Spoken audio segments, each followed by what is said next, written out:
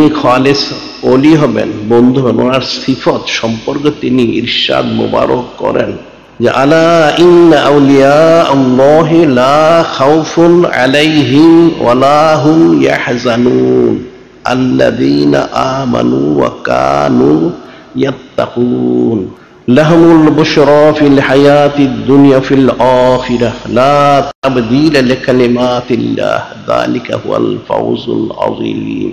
যিনি খালিক, যিনি মালিক, রব মহান আল্লাহ পাক, তিনি ইরশাদ মুবারক করেন যারা আল্লাহর খালেস ওলি হবেন, আল্লাযীনা আমানু কানু ইয়াত্তাকুন, ওনার খালেস ইমানদার হবেন এবং সব অবস্থায় হাকিকি তাকওয়া ওনার উপর ইস্তেকামত থাকবেন। সুবহানাল্লাহ। যার ফলশ্রুতিতে যিনি খালিক, যিনি মালিক, যিনি রব মহান আল্লাহ, তিনি নিজেই ইরশাদ করেন লাহুমুল বুশরা ফিল হায়াতিদ দুনিয়া ফিল আখিরাহ, তিনি ওনার যারা ওলি বন্ধু ওনাদেরকে সুসংবাদ দিচ্ছেন যে ওনাদের জন্য ইহকাল এবং পরকাল উভয় কালেই সুসংবাদ রয়েছেন। সুবহানাল্লাহ। লা তাবদীলা লিকালিমাতিল্লাহ, যিনি খালিক, যিনি মালিক, যিনি রব মহান আল্লাহ, তিনি ঈশ্বর মহান, ওনার যে কালিম, ওনার যে ওয়াদা সেটা কখনো পরিবর্তনশীল নয়। সুবহানাল্লাহ।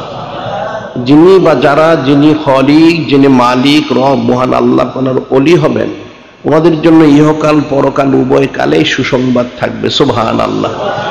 এর কোনো পরিবর্তন হবে না। সুবহানাল্লাহ। যালিকা হুয়াল ফাওজুল আযীম।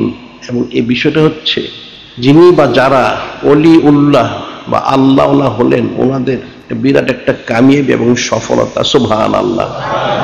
এই সম্মানিত আয়াত শরীফ ওনার পরিপূর্ণ মিজদাক হচ্ছেন হযরত মুজাদ্দিদে আলফে সানি রহমতুল্লাহি আলাইহি। সুবহানাল্লাহ।